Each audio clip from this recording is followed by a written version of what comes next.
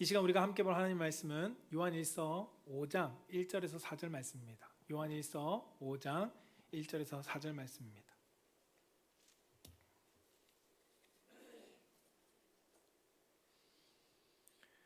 요한일서 5장 1절에서 4절 우리 한 절씩 교독하겠습니다. 예수께서 그리스도이심을 믿는 자마다 하나님께로부터 난 자니 또한 낳으신 이를 사랑하는 자마다 그에게서 난 자를 사랑하느니라. 우리가 하나님을 사랑하고 그의 계명들을 지킬 때에 이로써 우리가 하나님의 자녀를 사랑하는 줄을 알느니라. 하나님을 사랑하는 것은 이것이니 우리가 그의 계명들을 지키는 것이라. 그의 계명들은 무거운 것이 아니로되 무릇 하나님께로부터 난 자마다 세상을 이기느니라. 세상을 이기는 승리는 이것이니 우리의 믿음이니라. 아멘. 아멘. 오늘 우리가 함께 읽은 하나님 말씀은 요한일서 5장 1절에서 4절까지의 말씀을 가지고 한번 제목을 따라해 봅시다. 그리스도를 믿는 사람의 증거. 그리스도를 믿는 사람의 증거라는 말씀의 제목으로 선포되어질 때 우리 사랑하는 성도님들이 그 증거를 나타낼 수 있는 성도가 되기를 주님의 이름으로 축복합니다. 저를 따라서 한번 고백해 봅시다. 하나님 사랑합니다. 하나님 감사합니다. 이 고백이 우리 사랑하는 성도님들의 믿음의 고백이 되길 주님의 이름으로 축복합니다. 짧은 예화로 시작하고자 합니다. 한 청년이 참 어려운 일을 당하고 있었습니다. 그리고 고난 속에 목사님을 찾아가서 이렇게 신앙적인 질문을 했습니다. 왜 저에게 이러한 어려움이 찾아오는지 잘 모르겠습니다. 다른 사람들은 행복해 보이는데 저만 고통당하는 것 같습니다 라고 이야기할 때 이 목사님이 청년에게 이렇게 대답했습니다. 이 도시에 1천만 명의 사람이 있는데 이 도시에 문제 없는 사람은 단 한 사람도 없습니다. 누구나 고통을 당합니다 라고 이렇게 대답했습니다. 그때 청년이 다시금 질문합니다. 그럼 문제 없는 곳은 없을까요? 저는 문제 없는 곳에서 좀 편안하게 살고 싶습니다 라고 이렇게 질문했을 때 목사님은 씩 웃으면서 그럼 저기 언덕 넘어 공동묘지에 가보십시오 라고 이야기합니다. 거기에는 사람들이 있지만 죽은 사람들이어서 문제가 없을 겁니다 라고 이야기했습니다. 여러분, 문제가 있다는 건 무엇일까요? 그 사람은 살아있다는 증거입니다. 목회자의 이 답변처럼 우리는 살아있기 때문에 문제를 겪으면서 살아갑니다. 여러분, 육신의 삶의 문제 가운데 그 이유가 무엇일까요? 왜 문제가 생길까요? 생기는 이유는 하나입니다. 너무나도 활발하게 내가 살아있기 때문입니다. 나라는 존재가 너무 살아있다는 증거가 확실하기 때문에 문제가 생깁니다. 왜요? 상대방도 살아있고 나도 살아있으니까. 살아있는 존재 두 사람이, 세 사람이, 무리가 서로 무엇인가 방향을 가려고 하니까 계속 문제가 일어날 수밖에 없고 다툼이 일어날 수밖에 없고 어려움을 겪을 수밖에 없는 겁니다. 여러분, 우리의 삶에 이 땅에서 살아가지만 그 삶의 문제를 극복할 방법을 성경은 그런데 말해주고 있습니다. 성경에서는 이 문제를 극복하는 방법이 있다. 그 방법이 무엇이라고 얘기하냐면 내 육신의 삶을 죽이는 거다라고 말합니다. 아까 어디 가면요, 공동묘지에 가면 죽은 사람들이기 때문에 문제가 없는 것처럼 내 육신의 삶을 죽이면 내 삶 가운데 문제를 극복해 갈 수 있다는 겁니다. 내 안에 육신의 삶, 내 몸의 육신의 삶을 죽이고 내 안에 영적인 그리스도가 거하시게 하면 우리의 삶의 문제는 사라집니다. 갈라디아서 2장 20절 말씀에 보면 이렇게 말씀합니다. 내가 그리스도와 함께 십자가에 못 박혔나니 그런즉 이제는 내가 사는 것이 아니요 오직 내 안에 그리스도께서 사시는 것이라. 이제 내가 육체 가운데 사는 것은 나를 사랑하사 나를 위하여 자기 자신을 버리신 그 하나님의 아들을 믿는 믿음 안에서 사는 것이다 라고 성경은 말씀합니다. 여러분, 그리스도와 함께 십자가에 못 박혔다는 겁니다. 그리스도와 함께 죽었다는 겁니다. 이것이 고백이 되고 내가 삶이 된다면 이제는 누가 살아간다고요? 내 안에 그리스도가 산다. 내 안에 그리스도가 살 때 그 아들을 믿는 믿음 안에서 내가 그 삶을 살아낼 수 있게 된다라고 성경은 말씀합니다. 여러분, 믿음은 무엇일까요? 단순히 믿음은 여러분들이 지금 이 자리에 교회에 나온 것이 믿음이 아닙니다. 예배를 참석했다고 해서 여러분 모두가 믿는다라고 볼 수는 없습니다. 그리스도를 믿는다는 것은 무엇이냐면 내 안에 예수 그리스도, 그분이 계심을 증거로 드러내는 사람이 믿는 사람입니다. 증거가 있는 사람이 그 믿음의 증거라는 것입니다.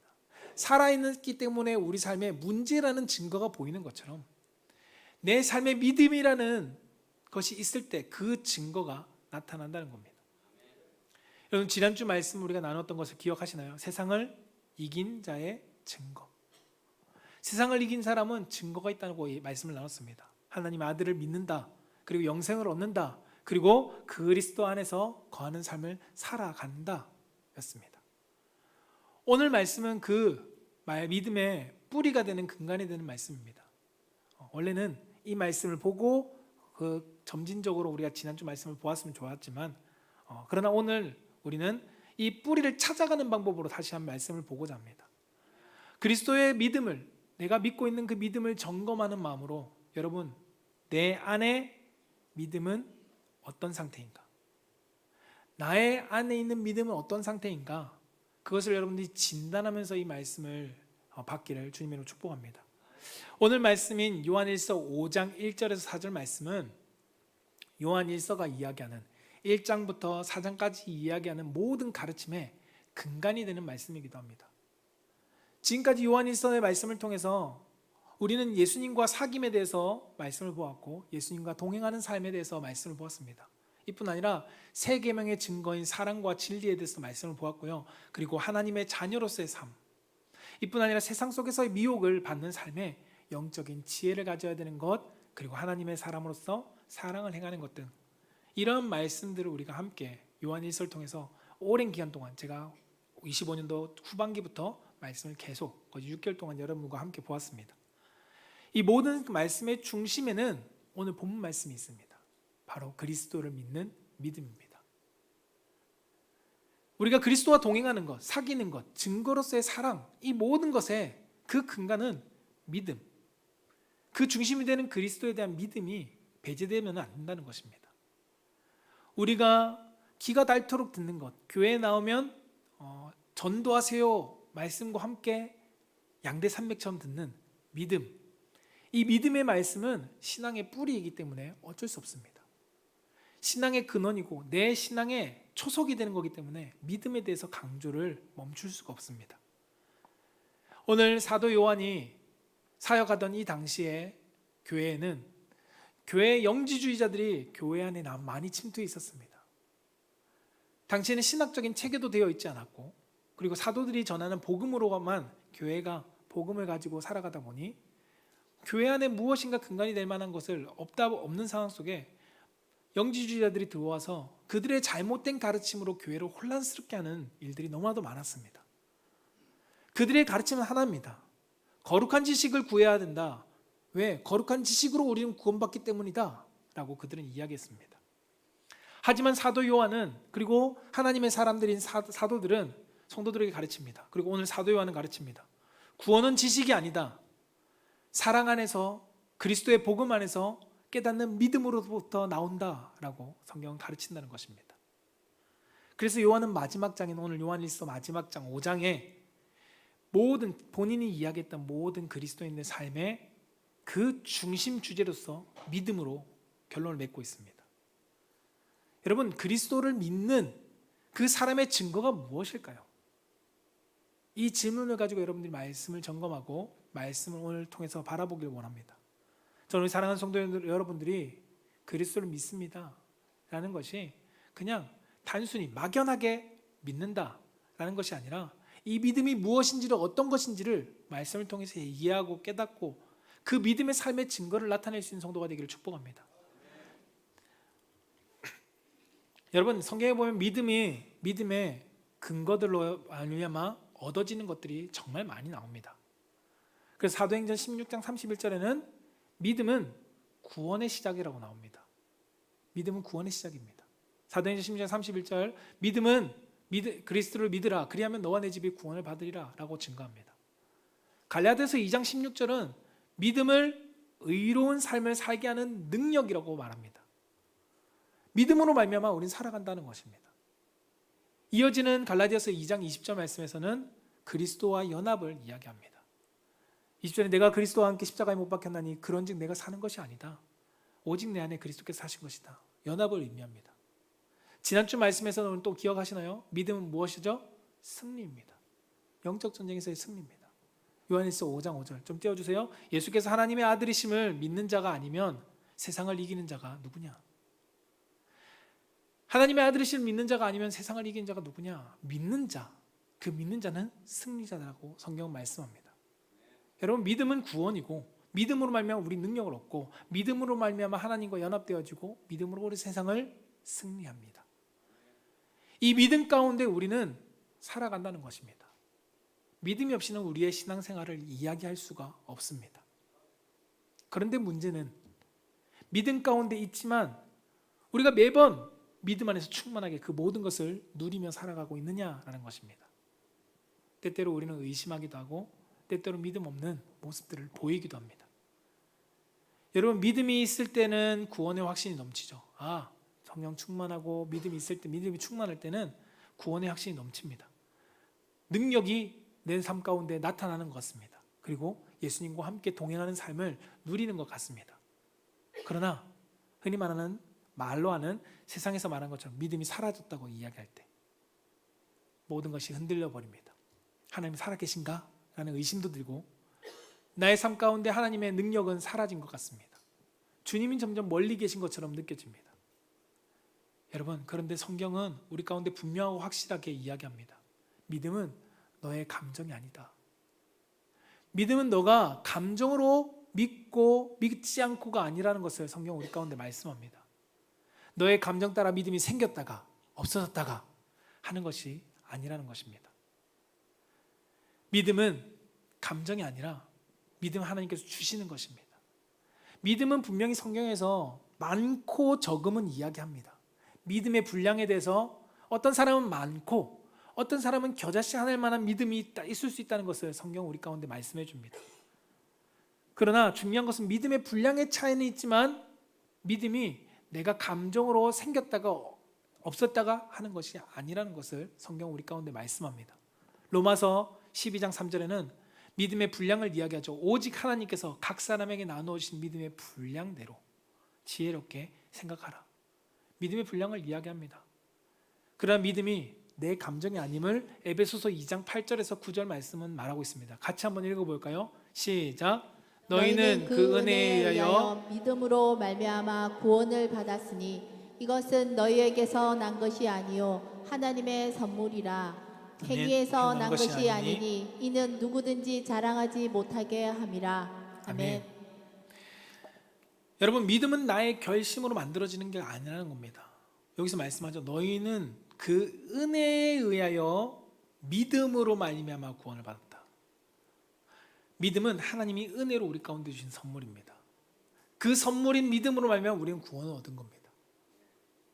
믿음은 하나님께서 너가 감정에 믿는 것 같네, 믿음 주고 믿음 안 주고 이러한 결정이 아닙니다. 하나님께서 우리에게 은혜로 주신 것입니다.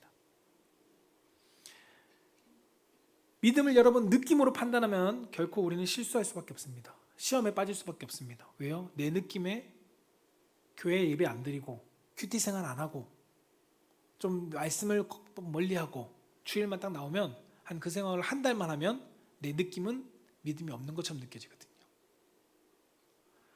한 달만 주일만 딱 나오고 아무것도 해보지 말아보십시오. 그러면 하나님이 계신 건가? 라는 의심도 들 수 있습니다.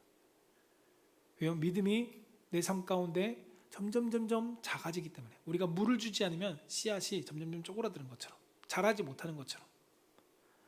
그러나 중요한 것은 믿음은 내 속에서 사라지지 않는다는 겁니다. 믿음은 느낌이 아닙니다. 여러분, 믿음은 있냐 없냐는 우리가 증거로 확인할 수 있습니다. 오늘 이 말씀을 통해서 여러분 자신에게 믿음을 다시금 우리가 점검해 보길 바랍니다.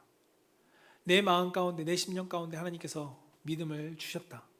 그 주신 믿음을 내가 얼마나 잘 가꾸고 있는지, 아니면 믿음이 없는 자처럼 살아가고 있지는 않는지, 정말 씨앗이 말라서 싹도 피우지 못하고 있는 그 믿음의 삶을 살아가고 있지는 않는지 우리는 점검해 볼 수 있어야 합니다.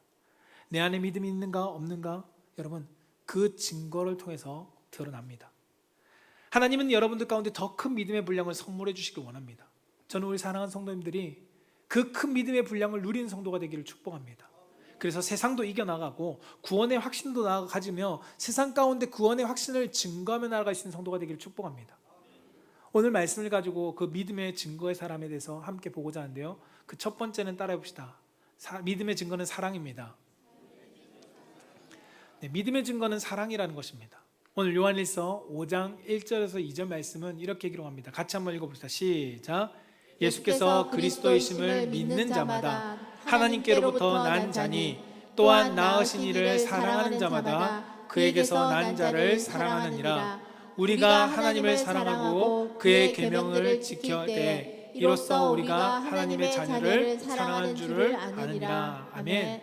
여러분, 성경은 분명히 우리 가운데 말씀합니다. 뭐라고요? 그리스도를 믿는 자마다 누구에게서 났다고요? 하나님에게서 났다. 그리스도를 믿는 자마다 누구에게서 났다고요? 하나님에게서 났다는 겁니다. 바로 하나님으로부터 태어났다는 겁니다. 여러분, 하나님으로부터 태어났다는 것은 무엇일까요? 하나님의 아들이요 딸, 자녀라는 것을 성경은 말씀하고 있습니다. 하나님의 자녀는 믿음으로 말미암아 태어난 자들입니다. 그렇다면 그 첫 번째 증거가 무엇이라고요? 바로 사랑이라는 겁니다. 믿음의 증거는 내가 하나님을 사랑하느냐, 그것을 통해서 드러난다고 성경은 분명히 말씀합니다. 오늘 1절에 이야기하죠. 나에게서 난 자는 나를 뭐 한다고요? 사랑한다는 겁니다. 하나님에게서 난 자는 하나님을 사랑한다라고 성경은 분명히 말씀합니다. 여러분, 하나님을 믿는 성도님들 하나님을 사랑하시나요? 여러분, 우리가 고백하죠. 예배 전에 하나님 사랑합니다. 하나님 감사합니다. 여러분, 사랑의 고백을 우리가 합니다. 근데 이 고백이 여러분 정말 사랑의 고백인가요? 나를 낳아주고 나를 길러주고 나를 인도하시는 그 아버지를 사랑하시나요? 많은 성도들이 이 질문하면 방금 대답이 나온 것처럼 이야기합니다. 네, 목사님 저 하나님 사랑합니다. 네, 목사님 저 하나님 사랑합니다. 하나님 사랑합니다 라고 고백할 것입니다. 여기 계신 분들이 아마 대부분 모두가 하나님을 사랑하는 마음과 함께 고백이 있으실 겁니다. 여러분, 그 말 자체는 틀리지 않습니다. 우리 모두는 하나님을 사랑한다고 고백했기 때문에 지금 이 자리에 모여 있는 것일 겁니다. 그런데 요한일서는 이 고백이 진짜인지 아닌지 확인할 방법이 있다라고 이야기합니다. 그것이 두 번째 증거인데요. 그 형제를 사랑하느냐라는 겁니다. 그 형제를 사랑하느냐. 오늘 2절에서 이야기하죠. 하나님의 자녀를 사랑하느냐, 사랑하는 줄 안다. 그의 계명을 짓고 내가 나를 사랑하는 그 자녀가 하나님의 자녀를 사랑하는 줄 안다. 나도 하나님의 자녀고 다른 하나님의 자녀는 누굴까요? 형제, 자매입니다. 그들을 사랑하는 줄 안다는 겁니다. 요한일서 3장 10절은 이것을 우리에게 이렇게 말씀해 줍니다. 같이 한번 읽어봅시다. 시작. 이러므로 하나님의 자녀들과 마귀의 자녀들이 드러나니 무릇 의를 행하지 아니하는 자나 또는 그 형제를 사랑하지 아니하는 자는 하나님께 속하지 아니하니라. 아멘. 아멘. 하나님의 자녀는 분명히 하나님의 사람들을 사랑한다고 얘기했는데 오늘 요한일서 3장 10절에서 뭐라고요? 형제를 사랑하지 아니한 자는 하나님께 속한 자가 아니다라고 말합니다. 하나님은 난 분명히 사랑하는데 내 형제를 사랑하지 않는 그 모습을 보고 하나님 뭐라고 하신다고요? 하나님께 속하지 아니한 사람이다 라고 말씀한다는 겁니다. 이 한 점만 이야기하느냐? 그렇지 않습니다. 요한일서 4장 20절도 비슷하게 말씀합니다. 같이 한번 읽어볼까요? 시작. 누구든지 하나님을 사랑하노라 하고 그 형제를 미워하면 이는 거짓말하는 자니 보는 바 그 형제를 사랑하지 아니하는 자는 보지 못하는 바 하나님을 사랑할 수 없느니라. 아멘. 아멘. 뭐라고 말씀하죠? 하나님 사랑합니다 라고 말하는데 그 형제를 미워하면 거짓말쟁이랍니다. 하나님을 사랑하는 것이 거짓말이라고 성경은 말합니다. 나는 진짜 사랑한다고 이야기하지만 그것을 증거로 보았을 때 그것은 거짓말이다라고 성경은 우리 가운데 확정을 합니다. 여러분, 하나님을 사랑한다고 여러분 말씀하십니다. 그런데 형제를 미워하는 사람은 성경이 거짓말쟁이라고 말씀하고 있다는 겁니다. 왜냐하면 하나님을 믿는 자에게는 그 믿음이 반드시 무엇으로 나기 때문에요? 열매로 나타나기 때문입니다. 어떤 열매로요? 사랑의 열매로. 이 사랑의 열매가 하나님만 사랑하는 것일까요? 이 사랑의 열매가 한쪽에선 열매가 되는데 한쪽에선 열매가 되지 않을까요? 그렇지 않습니다. 사랑의 열매면 하나님을 사랑하고 이웃을 사랑하게 된다는 겁니다. 예수님께서 제자들에게 새 계명을 주셨습니다. 요한복음 13장 34절에 새 계명을 말씀하시는데요. 같이 한번 읽어봅시다. 시작. 새 계명을 너희에게 주노니 서로 사랑하라. 내가 너희를 사랑한 것 같이 너희도 서로 사랑하라. 아멘. 아멘. 새 계명을 주니 내가 너희를 사랑하라. 서로 사랑하라. 내가 너희를 사랑한 것처럼 너희도 서로 사랑하라 라고 말씀합니다. 이것이 새 계명입니다. 그리고 이어서 35절에 말씀하시는 것은 이렇게 말씀합니다. 너희가 서로 사랑하면 이로써 모든 사람이 너희가 내 제자인 줄 알리라. 너희가 서로 사랑하면 그 증거를 보고 저 사람은 뭐라고요? 예수의 제자구나 라는 것을 안다는 겁니다. 여러분, 예수님은 사랑을 통해서 제자됨을 확인할 수 있다고 말씀하셨습니다. 사랑을 통해서 믿음을 보십니다. 여러분 떠올려 보십시오. 당대에 예수님께서 복음을 전하던 당대, 사역하시던 당대 바리새인들과 서기관들을 한번 떠올려 보시기 바랍니다. 그 사람들은 이야기했습니다. 하나님을 사랑합니다. 바리새인들과 서기관들이 저 하나님 사랑합니다. 하나님을 정말 사랑합니다.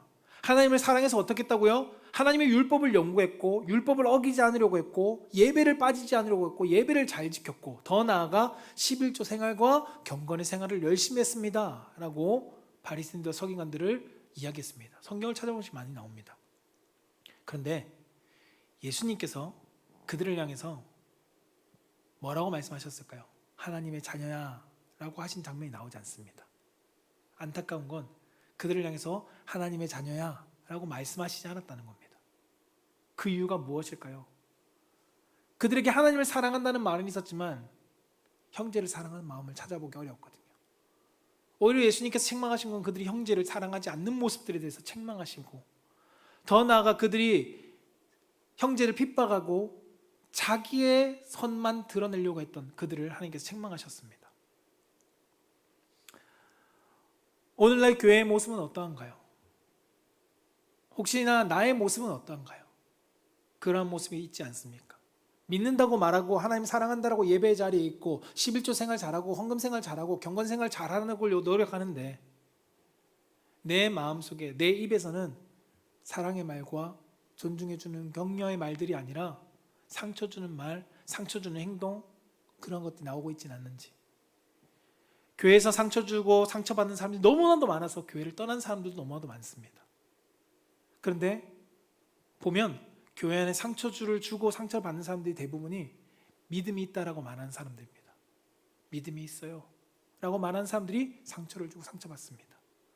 심지어 그 사람이 목사일 수도 있고요, 장로님일 수도 있고 직분자일 수도 있습니다. 여러분, 상처를 준 것을 지적하면 뭐라고 하냐면 이렇게 이야기합니다. 내가 원래 성격이 좀 그렇게 욱해서 그래. 악의는 없었어. 이해해. 상처에 대해서 이해해달라고 말합니다.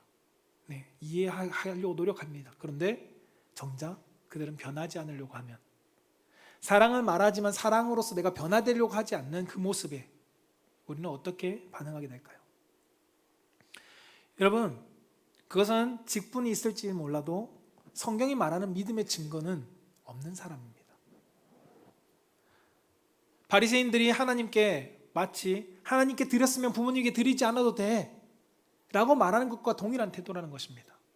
예수님은 그런 자들을 향해서 뭐라고 경고하셨냐면 누가복음 17장 1절에서 2절 말씀에 이렇게 경고하셨습니다. 같이 한번 읽어봅시다. 시작.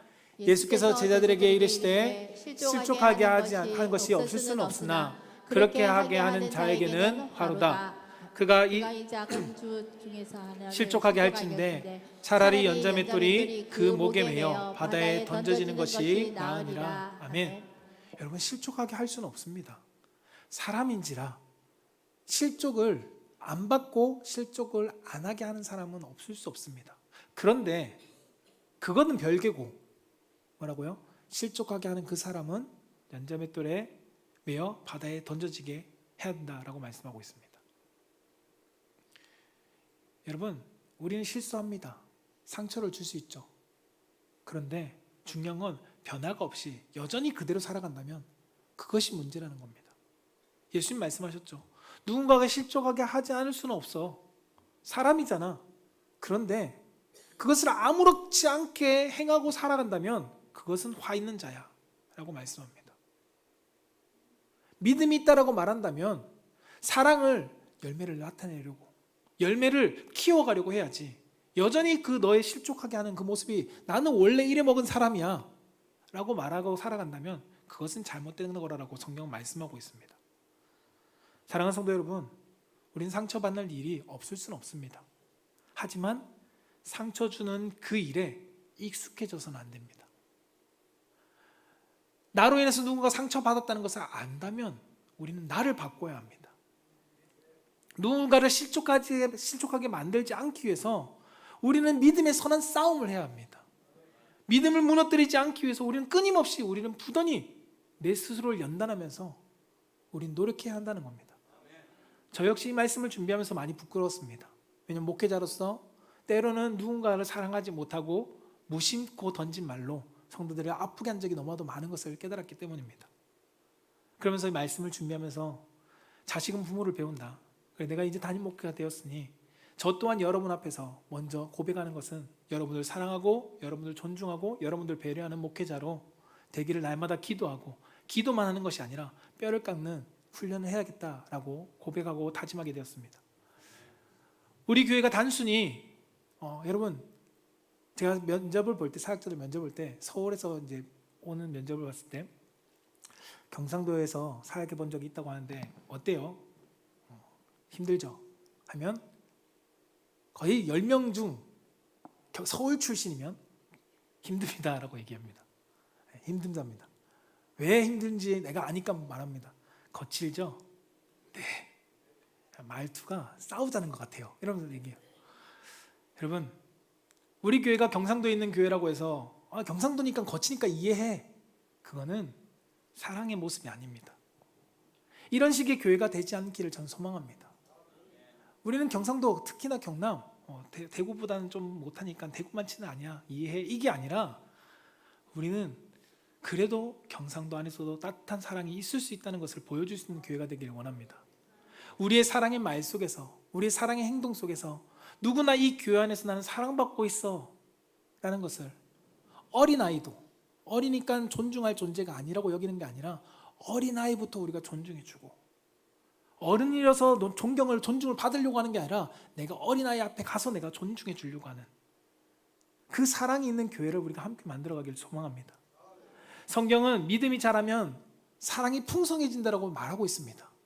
데살로니가후서 1장 3절에 이렇게 기록합니다. 같이 한번 읽어보겠습니다. 시작. 형제들아, 우리가 너희를 항상 하나님께 감사할지니 이것이 당연함은 너희의 믿음이 더욱 자라고 너희가 다 각기 서로 사랑함이 풍성함이니. 아멘. 아멘. 뭐라고 말씀하죠? 이것이 당연함은 너희의 믿음이 더욱 자라나고. 이 믿음이 자랐습니다.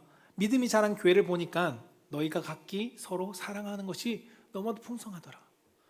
와, 너 믿음 자랐는데 믿음 자란 걸 뭘 보고 알았다고요?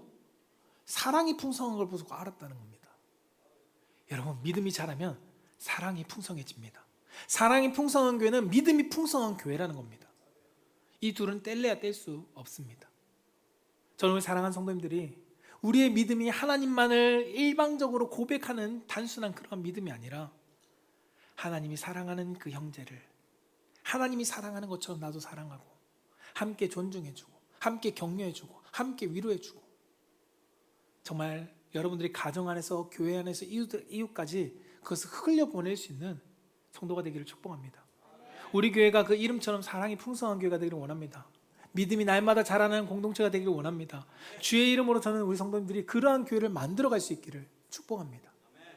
두 번째는 믿음의 사람은 계명을 지킵니다. 따라해보겠습니다. 믿음의 사람은 계명을 지킵니다. 네, 믿음의 사람을 계명을 지킨다는 겁니다. 오늘 요한일서 5장 3절에 이렇게 기록합니다. 하나님을 사랑하는 것은 이것이니 라고 분명히 이야기합니다. 뭐라고요? 우리가 그의 계명을 지키는 것이라. 우리가 그의 계명을 지키는 것이 하나님을 사랑하는 사람입니다. 하나님을 사랑하는 사람은 어떤 사람이라고요? 믿는 자들.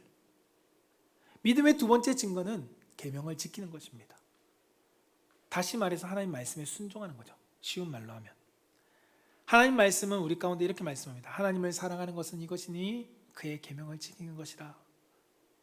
여러분, 믿는다, 그는 하나님을 사랑하는 거고, 그러면 사랑한 자는 계명을 지킨다.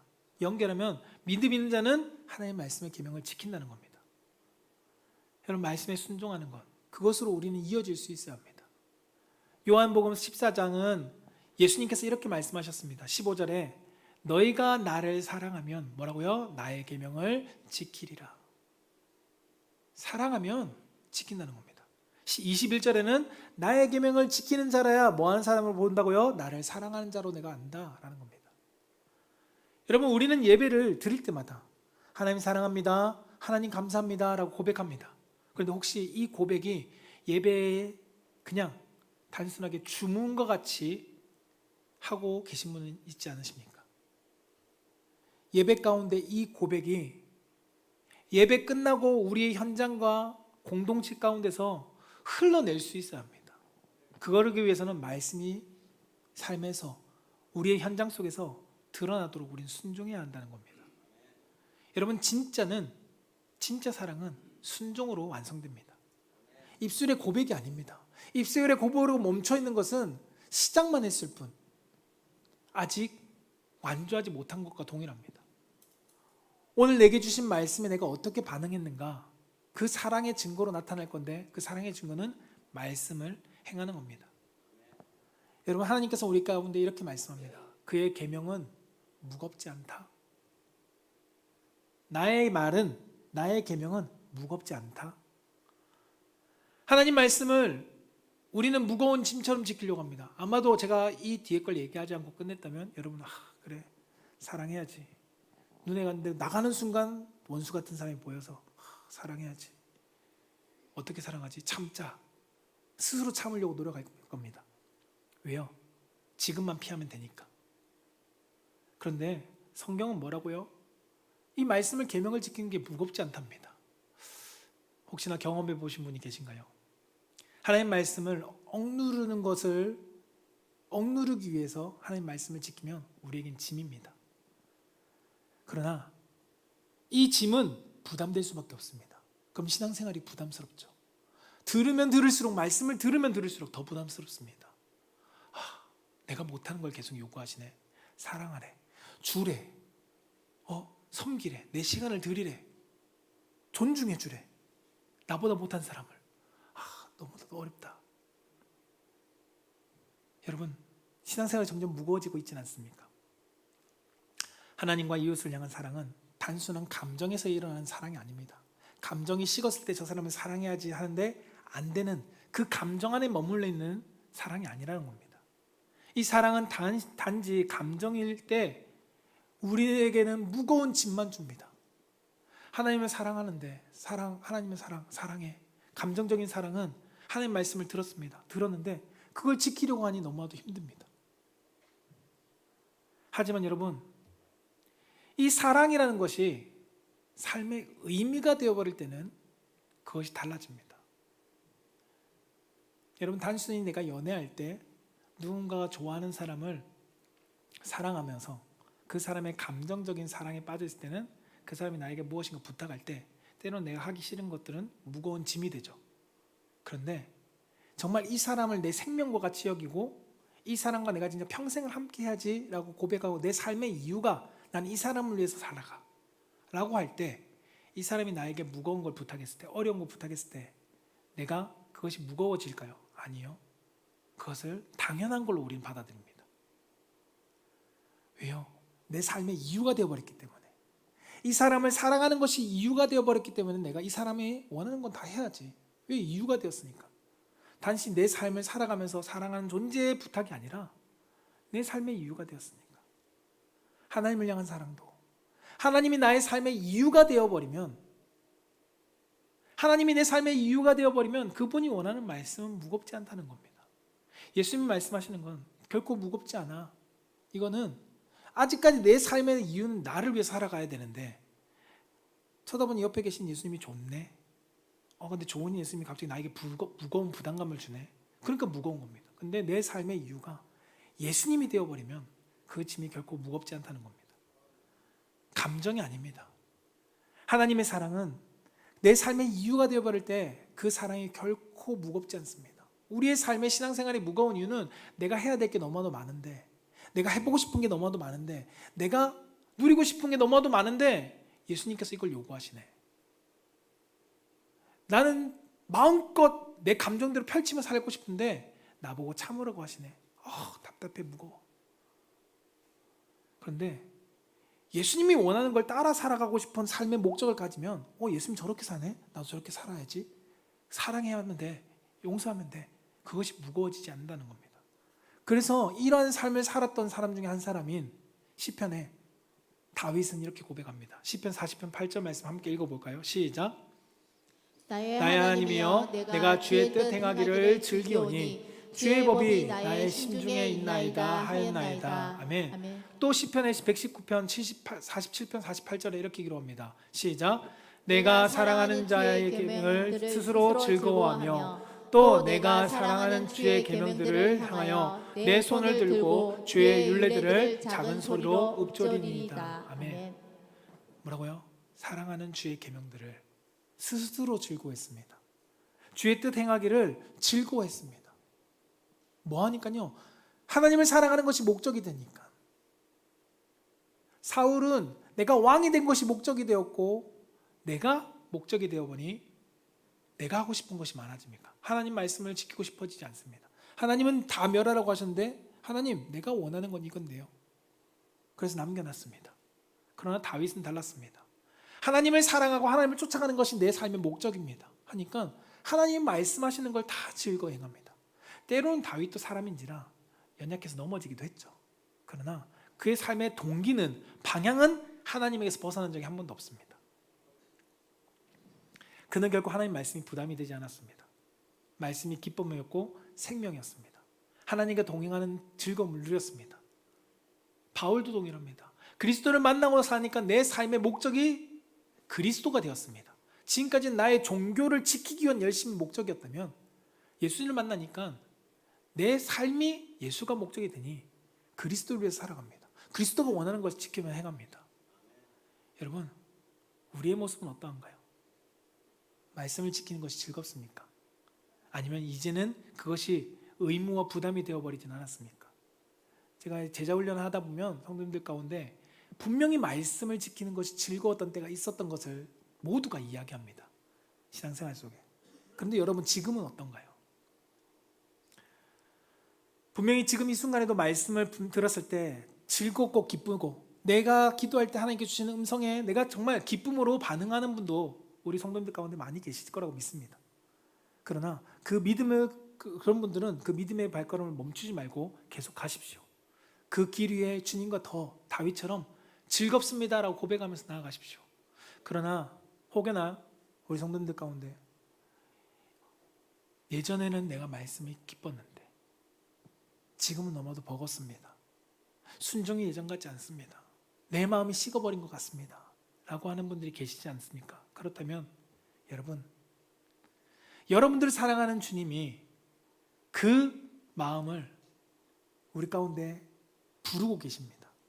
초대하십니다. 마태복음 11장 28절 29절 말씀 읽어볼까요? 시작. 수고하고 무거운 짐진 자들아 다 내게로 오라. 내가 너희를 쉬게 하리라. 나는 마음이 온유하고 겸손하니 나의 멍에를 메고 내게 배우라. 그리하면 너의 마음이 쉼을 얻으리니. 아멘. 수고하고 무거운 짐진 자야. 수고하고 무거운 짐진 자야. 내게 와. 나한테 와서 좀 쉬었다가. 나랑 같이 가는 발걸음이 너무도 힘들지? 지금 잠깐 쉬어. 너가 너무 앞서가고 있어. 잠깐 쉬어. 나는 마음이 온유하고 겸손하고 나의 멍에를 메고 나한테 배우면 돼. 그리하면 너의 마음이 쉼을 얻을 거야. 멍에를 같이 메고 갈 때 힘이 센 소가 힘이 약한 소의 모든 것을 감당합니다. 하나님이 우리와 함께 멍에를 같이 메고 갈 때 그것이 짐이 되지 않는다는 겁니다. 예수님 말씀하십니다. 내 멍에는 쉽고 가벼워. 여러분, 왜일까요? 그분이 나의 삶을 인도해 가시면 그분의 힘으로 내가 갈 수 있기 때문입니다. 짐을 같이 들고 갈 때 여러분 한쪽의 사람이 힘을 많이 줘서 거의 모든 힘을 실어서 짐을 들고 가본 적이 있으신가요? 그러면 가볍습니다. 혹시나 없으면 자녀 들고 갈 때 봉지를 2개 들고 내가 다 들어보던가 아니면 뭐 간단하게 들어보세요. 그러면 자녀는 편하게 같이 들고 가는 것 같은데 편하게 갑니다. 그게 멍에를 같이 매는 겁니다.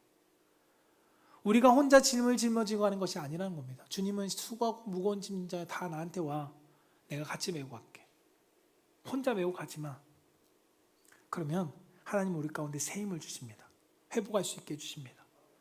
여러분, 침체 가운데 빠져 계신가요?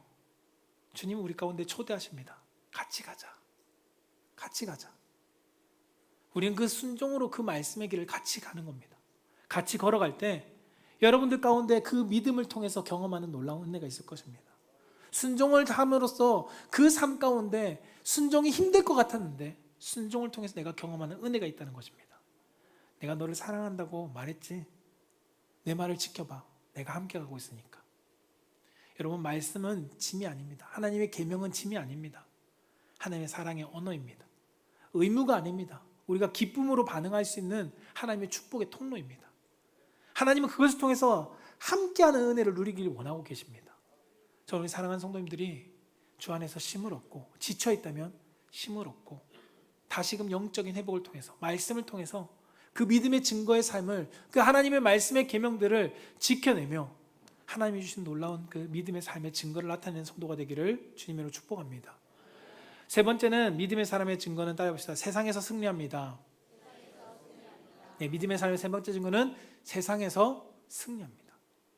요한일서 5장 4절 말씀 같이 한번 읽어봅시다. 시작.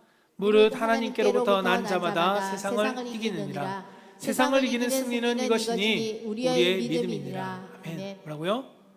세상을 이기는 승리는 이것이니 우리의 믿음이다라고 말씀합니다. 이것에 대한 말씀은 지난 시간에 너무 자세히 말씀했기 때문에 제가 정리해서 요약으로만 갖겠습니다. 지난주 말씀에서처럼 믿음은 세상을 이깁니다. 여러분, 믿음은 세상을 이기게 되어 있습니다. 하나님은 그렇게 말씀하셨습니다. 그런데 여기서 이긴다는 것은 무엇일까요? 단순히 한 번만 승리하는 것을 말하고 있지 않습니다. 여기서 헬라어 원문을 보면 이기느니라라는 이거는 진행형을 의미합니다. 진행형의 단어입니다. 바로 계속 이겨나가는 겁니다. 이겼다가 아니라 이기고 있다. 오늘도 이겼고 내일도 이겼고 내일 모레도 이겼고 미래도 이겨나간다는 겁니다. 우리가 믿음을 가지고 가면 세상은 분명히 우리 가운데 계속 시험거리로 싸움을 겁니다. 여러 가지 시험들로 우리를 찌르고 공격합니다. 그런데 그 가운데 우리가 뭐 한다고요? 이겨나간다. 그래서 에베소서 6장에서는 전신갑주를 우리 보고 입으라고 합니다. 전쟁이기 때문에. 전쟁이니까 입어라. 보호해라. 말씀으로, 복음으로 무장해라. 그리고 베드로서서 5장에서는 믿음으로 굳건하게 해서 대적해서 싸워라 라고 우리 가운데 경고합니다. 싸워야 합니다. 세상은 우리 가운데 많은 것들로 공격하거든요. 근데 중요한 것은 내가 아무리 무장하고 있어도, 아무리 멋진 갑옷을 입고 있어도, 마음을 굳건하게 잡고 있어도 승리가 없다면, 맨날 패배한다면 어떨까요? 근데 하나님은 우리 가운데 이미 승리를 함께 하게 해주신다는 겁니다. 우리는 그것을 위해서 달려나가는 겁니다. 최종적인 골인 지점을 향해서 나아가지만, 그 고지를 점령하는 것을 향해서 나아가지만, 나아가는 과정 속에 게릴라군들과의 전쟁은 계속 있습니다. 우리는 이 싸움에서 계속 이겨나간다는 겁니다. 누가 함께하기 때문에? 믿음으로 하나님과 함께하기 때문에. 그렇다면 우리는 어떻게 이길 수 있을까요? 그 힘은 내 안에서 나오는 것이 아닙니다. 말씀을 통해서, 하나님 말씀을 통해서 세상을 이기는 승리는 이것이니 뭐라고요? 우리의 믿음이야. 말씀이 이야기합니다. 세상을 이기는 것은 우리의 믿음이야. 여러분, 믿음은 승리의 비결입니다. 믿음은 내 의지로 내는 것이 아닙니다. 믿음은 아까 앞서 말씀드린 것처럼 하나님이 우리 가운데 주신 선물이고 그 선물 안에 숨겨져 있는 의미는 승리입니다. 예수님은 이미 십자가에서 승리하셨습니다. 그래서 요한복음 16장 33절에 이렇게 말씀하죠. 같이 한번 읽어봅시다. 시작. 이것을 너희에게 이르는 것은 너희로 내 안에서 평안을 누리게 하려 함이라. 세상에선 너희가 환난을 당하나 담대하라. 내가 세상을 이겨노라. 아멘. 여러분, 세상에선 전쟁을 치르나, 환난이 전쟁이죠. 세상에선 어려운 전쟁을 치르나 뭐라고요? 담대하라는 겁니다. 이겼어. 여러분, 예수님께서 이미 이겼기 때문에 우리에게 이겼다라고 말씀합니다. 싸움이 없으면 좋겠죠. 그런데 여러분, 우리는 싸움이 끊이지 않습니다. 싸움은 여러분 계속 진행되어집니다. 여러분들이 믿으면 잘 믿을수록 더 싸움은 치열하고요. 여러분이 대충 믿을수록 싸움은 좀 덜하긴 하겠죠. 그런데 중요한 건 싸움은 계속 진행되어집니다. 이 계속되어지는 싸움 속에 우리는 승리한 전쟁, 매일매일 이겨가는 승리 전쟁을 치러야 된다는 것을 성경은 말씀하고 있습니다. 그래서 바울은 그것을 경주로 표현했습니다. 디모데후서 4장 7절에 이렇게 말씀하죠. 함께 읽어보겠습니다. 시작. 나는 선한 싸움을 싸우고 나의 달려갈 길을 마치고 믿음을 지켰으니. 아멘. 선한 싸움, 맨날 싸웠다라는 겁니다. 그리고 달려갔다는 겁니다. 그 달려감 속에 무엇을 잃어버리지 않았다고요? 믿음을 지켰다는 겁니다. 그는 이 싸움을 후회하지 않았습니다. 내가 그때 다메섹에서 예수 만나지 말걸, 이렇게 말하지 않았습니다. 왜냐하면 자신 싸움이 믿음의 경주였기 때문에, 주님과 함께 승리의 여정을 경험하는 삶이었기 때문에. 돌 맞았죠. 돌 맞았는데 다시 살아나는, 깨어나는, 다시 복음을 전하는 이 승리를 바울은 경험해 보았거든요.